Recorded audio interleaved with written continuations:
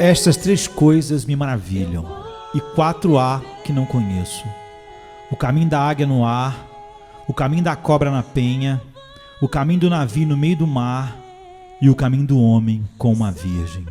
Provérbios 30, 18 e 19. A sexualidade humana é um dom especial de Deus à raça humana. Sendo assim, tem poderes incríveis para a vida se desfrutada corretamente, e um tremendo poder destrutivo se for mal utilizado ou abusado. Na sexualidade humana, Deus colocou muito mais do que apenas a propagação da espécie. É uma mistura de almas. Certo sociólogo disse, o que achei apropriado, que os seres humanos são os únicos que se procriam face a face. Porque para nós não é apenas biologia. Algo está acontecendo alma a alma. Mas vivemos uma cultura que tanto subestima como também sobrevaloriza o sexo. Nossa sociedade quer acreditar que o sexo é apenas físico. É como comida. Quando você está com fome, então você se alimenta. Ou é um esporte. Ou seja, encontre algo que te agrade, o entretenimento correto, se encaixe nele e se divirta, como futebol, tênis. Portanto, a pergunta que se torna importante nessa mentalidade é: o que você gosta? O que te satisfaz? Qualquer ideia de regra sobre sexo será então vista como draconiana, se bem que até esportes têm regras. Segundo a mente atual, se sexo fosse crime, ele parece um crime sem vítimas. Será? Me responda, se o sexo é apenas físico, por que a violação, o estupro, é considerada um dos piores tipos de crime? Por que é tão mais prejudicial à mulher ou homem do que ser apenas espancada ou espancado? Muitas mulheres relatam abusos físicos com muito mais frequência do que quando foram violadas. Porque quando uma criança é abusada sexualmente, quando é adulto, os reflexos disso são muito mais difíceis da pessoa se ver livre e ficam conectados a vários aspectos da vida. Por que é tão difícil se livrar dessas consequências? Certamente, não é só porque uma figura de autoridade a decepcionou ou traiu, não. Essa ferida na alma é muito mais profunda do que isso. Poderíamos ampliar as perguntas. Por exemplo, por que o adultério é tão devastador para um relacionamento? Por que os maiores arrependimentos das pessoas tantas vezes são sexuais? Eu sou pastor. Quando alguém diz, pastor, eu tenho que te dizer algo que nunca disse a ninguém, é quase sempre algo nesta área, quase sempre sexual. Tudo em nós, na sociedade, naquilo que mais causa danos, grita que o sexo não é apenas físico, como o ato de almoçar por se estar com fome. É algo muito maior está acontecendo. Salomão diz em Provérbios 5, 15 e 19, beba das águas da sua cisterna, das águas que brotam do seu próprio poço. Ele está usando cisterna como metáfora da sexualidade feminina. Esse é o seu tema nesse texto. Você entra numa cisterna para obter água. Então ele continua: por que deixar que as suas fontes transbordem pelas ruas e os teus ribeiros pelas praças? Provérbios 5:16. Agora ele muda para uma metáfora da sexualidade masculina. Ele está falando sobre o dom da sexualidade humana outorgado por Deus e o seu bom ou mau uso. Então ele diz: que elas sejam exclusivamente suas, nunca repartidas com estranhos. Seja bendita a sua fonte. Alegre-se com a esposa da sua juventude, gazela amorosa, corça graciosa, que os seios da sua esposa sempre o fartem de prazer e sempre o embriaguem os carinhos dela. Provérbios 5, 17 e 19. Essa é a linguagem bíblica. Talvez, na distância do tempo que estamos de quando essas palavras foram escritas, possamos não compreender quão contracultural isso foi para aquela época. Nas culturas mais antigas, praticamente havia apenas duas razões para você se casar. Uma é a econômica, ou seja, você se casou como uma boa estratégia, escolhendo uma família certa para que a sua se tornasse mais poderosa. E fertilidade seria a segunda coisa, a perpetuação do teu clã, da tua tribo. Mas aqui Salomão está falando sobre o amor e sexualidade. em termos de encontrar prazer erótico em um parceiro que você se entregou por toda a sua vida. Em Provérbios 2, ele chama de esposa a companheira da sua juventude, até a velhice. A palavra em hebraico, alup, significa algo como almas que se encaixaram. Tudo isso que ele está dizendo ia muito além de como a cultura em que Salomão viveu viu o sexo, apenas funcionalmente, procriação ou satisfação de um apetite.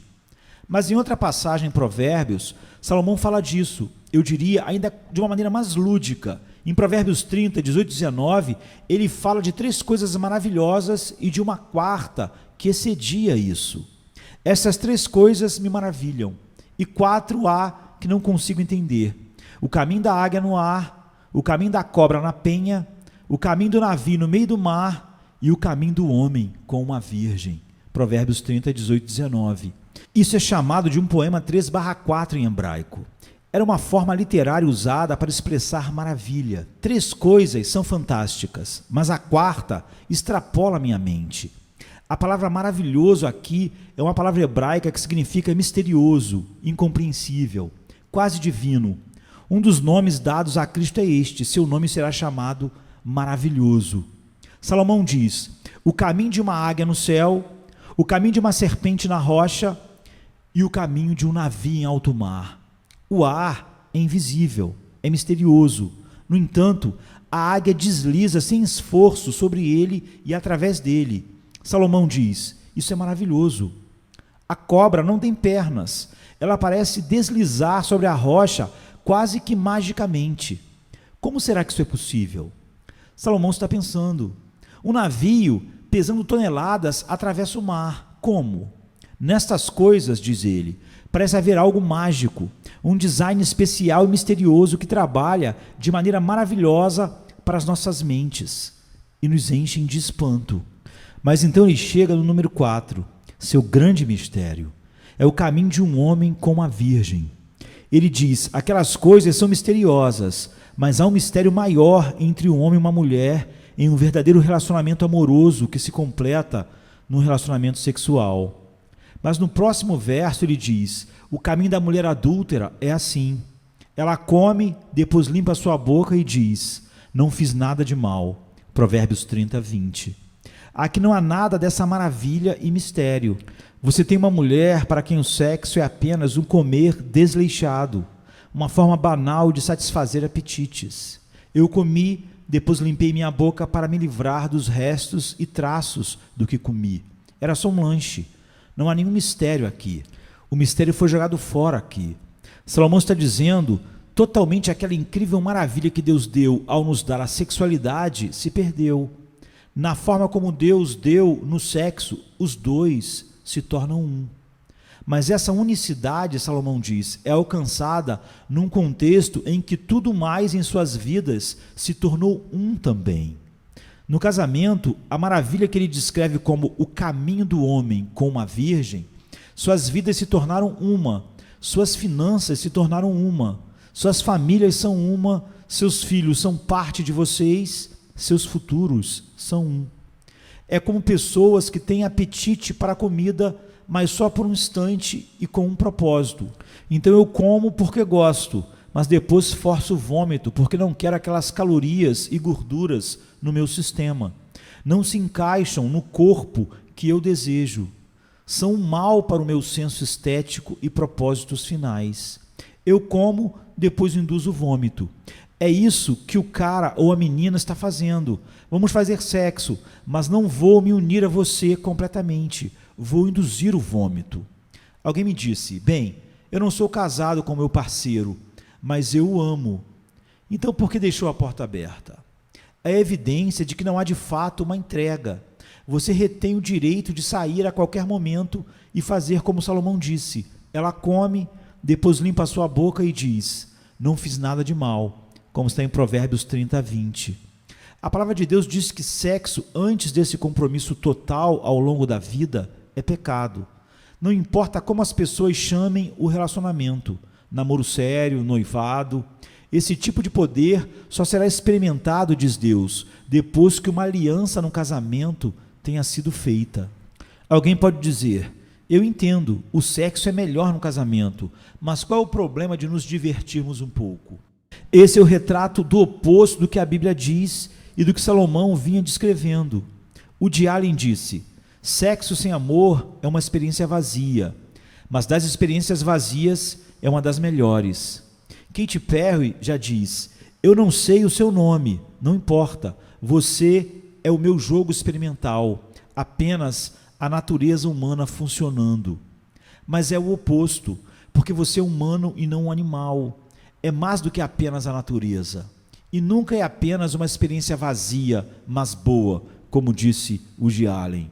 Aquela junção final que o sexo devia selar, a forma como Deus projetou isso, é destruído. Há um livro chamado Hooked, não é um livro cristão, Hooked, Novo Conhecimento sobre como o sexo casual está afetando os nossos filhos. É um estudo científico escrito por um casal de neurologistas, Frida McSicht e Joy McLaney, mostrando que ter múltiplos parceiros sexuais, especialmente quando se é jovem, faz algo em seu cérebro, cria um padrão, de tal forma, diz eles, que faz com que depois ter relações genuínas e altruístas sejam muito mais difíceis. Eles dizem, abre aspas, o indivíduo que vai de parceiro sexual para parceiro sexual está causando em seu cérebro um padrão que o molda de tal forma que eventualmente se torna o padrão normal. Portanto, prejudica a sua capacidade de um vínculo em um relacionamento comprometido, altruísta e amoroso. Encontros sexuais repetidos impedem nossas habilidades de formar relacionamentos duradouros, satisfatórios. Os autores usam uma metáfora da fita adesiva. Cada vez que é usada, perde um pouco da capacidade de ligação.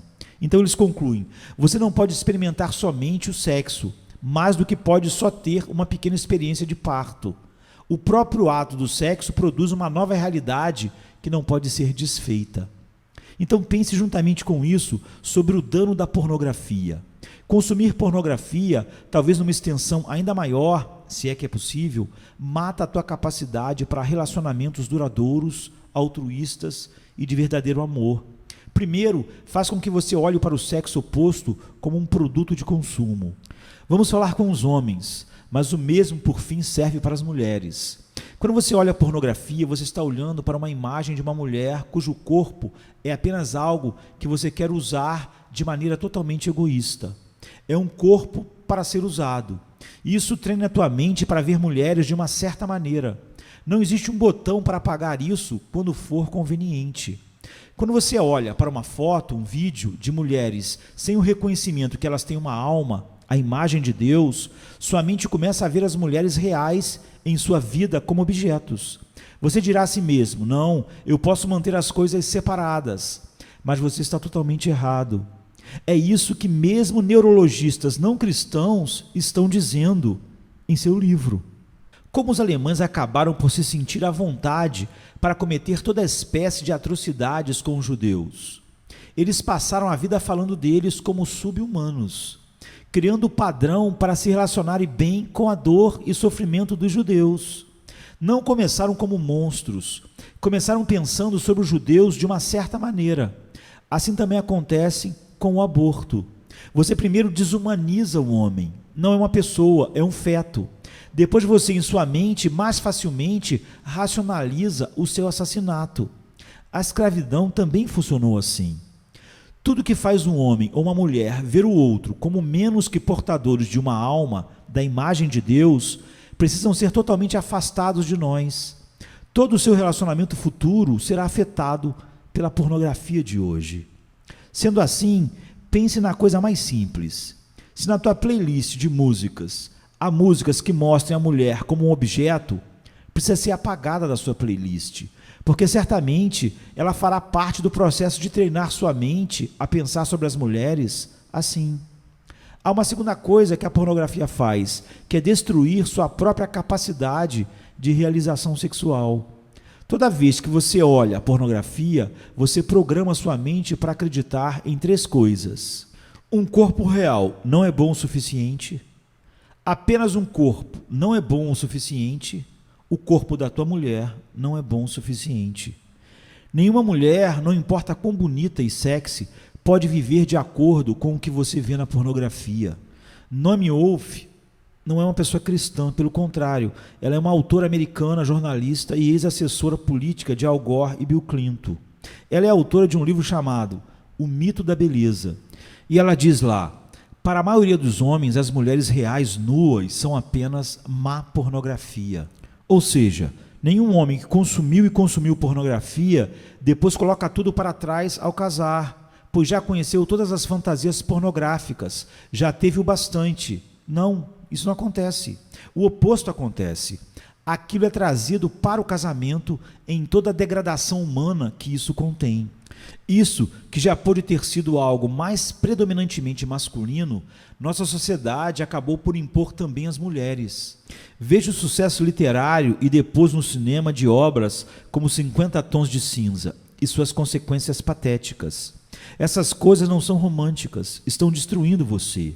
Marido, se você leva a tua esposa para isso ou induz o consumo de pornografia juntos, você é a antítese da definição do que é um marido.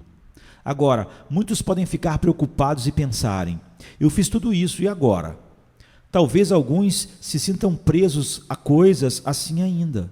É importante afirmarmos que nenhum de nós está diante de Deus baseado em sua própria pureza, ou vida que foi desprovida de todas as coisas que contaminam o homem a partir do seu coração.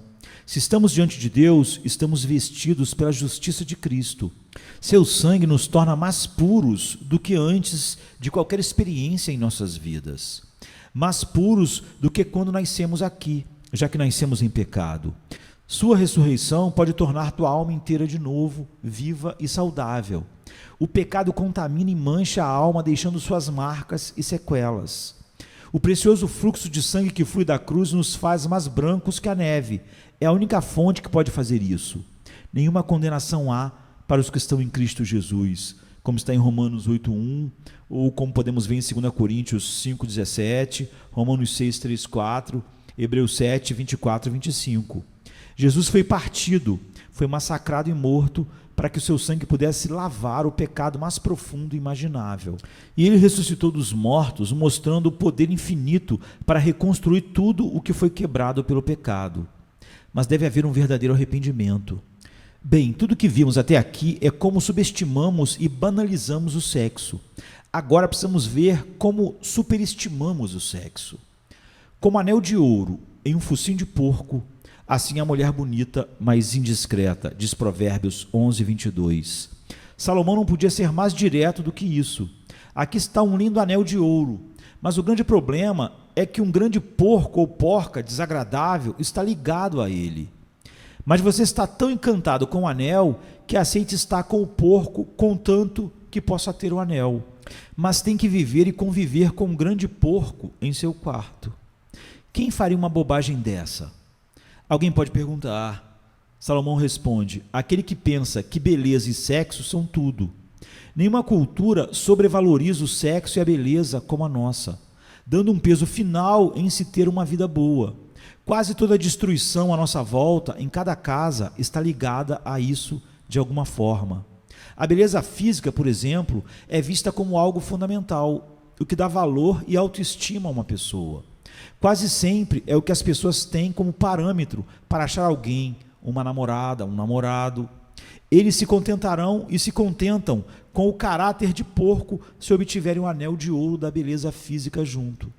O que temos a longo prazo? Olha à sua volta. Por exemplo, os homens. Quando Provérbios 31 descreve a mulher ideal, a mulher que o abençoa ano após ano e que seus filhos chamam de abençoada, nunca fala sobre a beleza física. De fato, quando fala de forma negativa. O encanto é enganador e a beleza é passageira, mas a mulher que teme ao Senhor será louvada. Provérbios 31:30. Beleza é bom, mas o caráter é muito melhor. É o que ele está dizendo.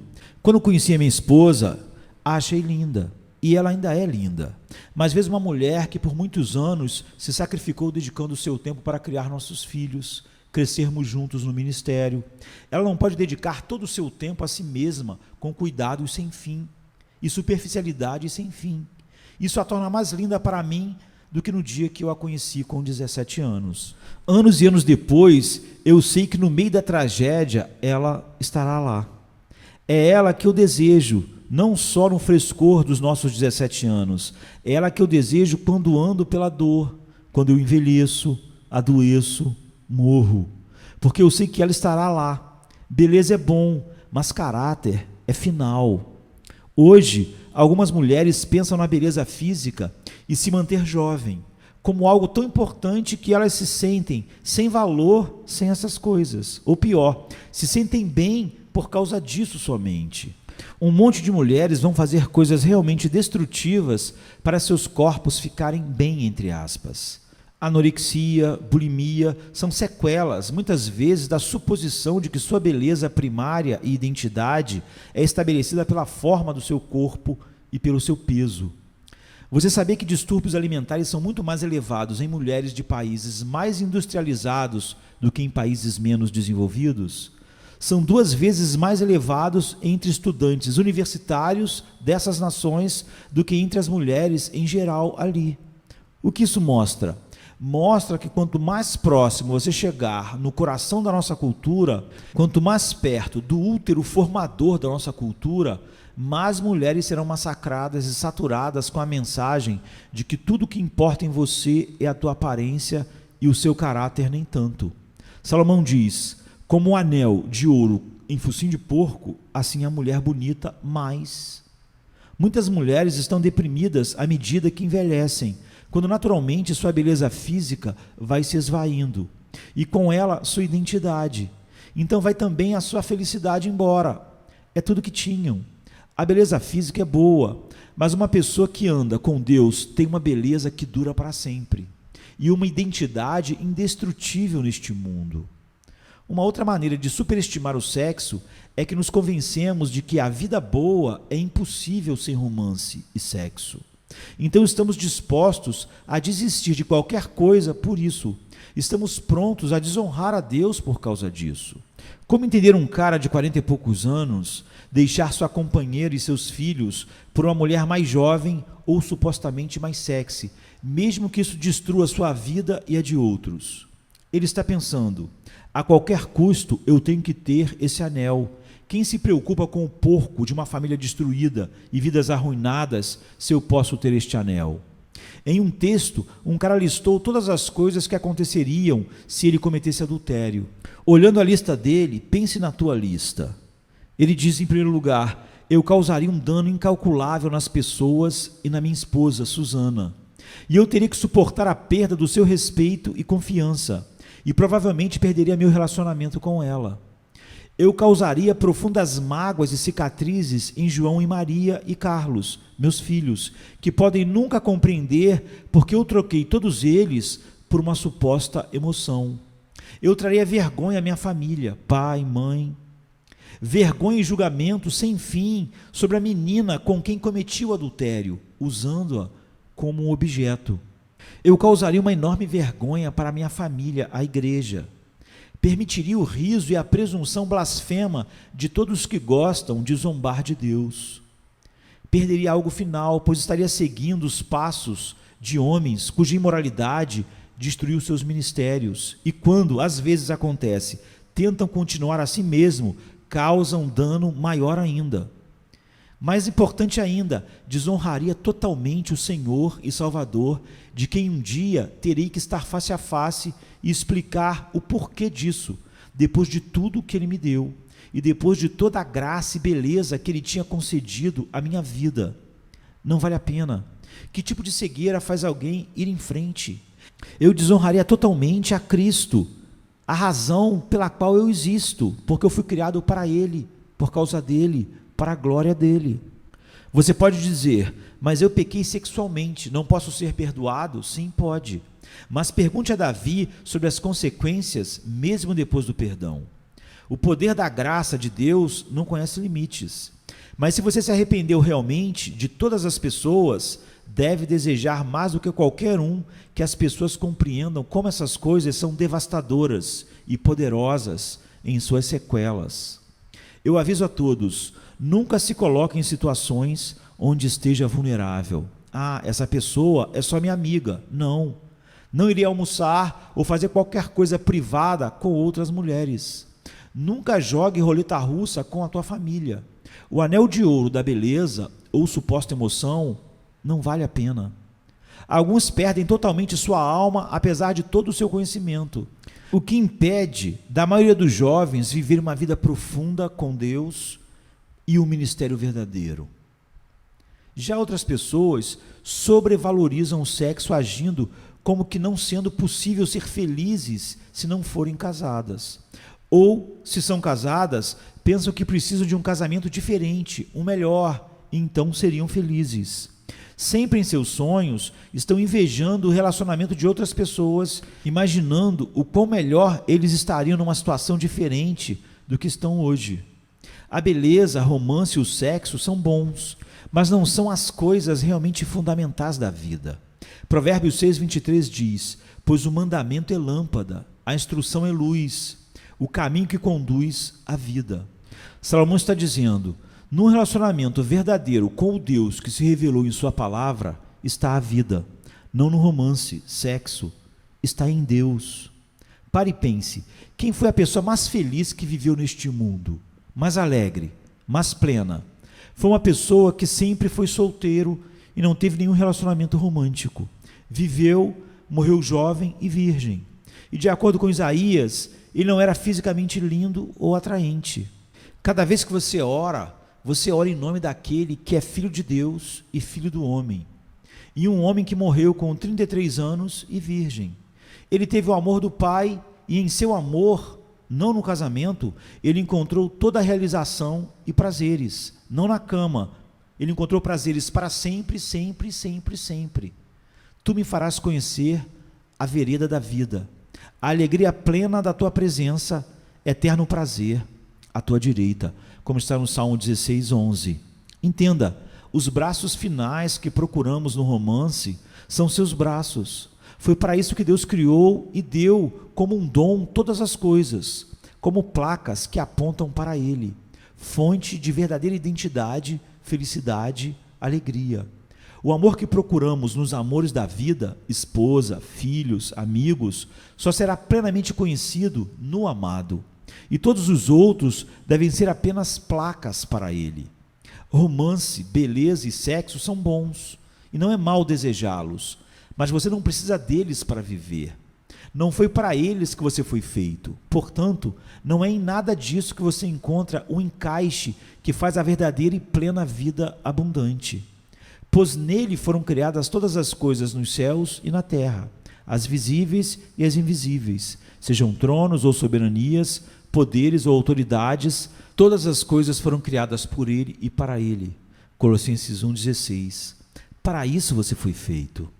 Se você está vivo nele, você está livre do cativeiro do sexo, beleza e romance. Pois o mandamento é lâmpada, a instrução é luz, o caminho que conduz à vida. O que esta verdadeira relação com Deus faz? O texto continua: ele te protegerá da mulher imoral e dos falsos elogios da mulher leviana. Não cobice em seu coração a sua beleza, nem se deixe seduzir por seus olhares, pois o preço de uma prostituta é um pedaço de pão, mas a adúltera sai à caça de vidas preciosas. Pode alguém colocar fogo no peito sem queimar a roupa? Pode alguém andar sobre as brasas sem queimar os pés? Provérbios 6, 24, 28. Como alguém pode estar livre do desejo sexual que consome a sua vida e da sobrevalorização do romance, sexo e etc.? Seja capturado pelo infinito amor de Deus em Cristo. Só um cativeiro, entre aspas, mais poderoso pode te livrar desses cativeiros. Pois o amor de Cristo nos constrange, porque estamos convencidos de que um morreu por todos, logo todos morreram. E ele morreu por todos, para que aqueles que vivem já não vivam mais para si mesmos, mas para aquele que por eles morreu e ressuscitou. 2 Coríntios 5, 14 e 15.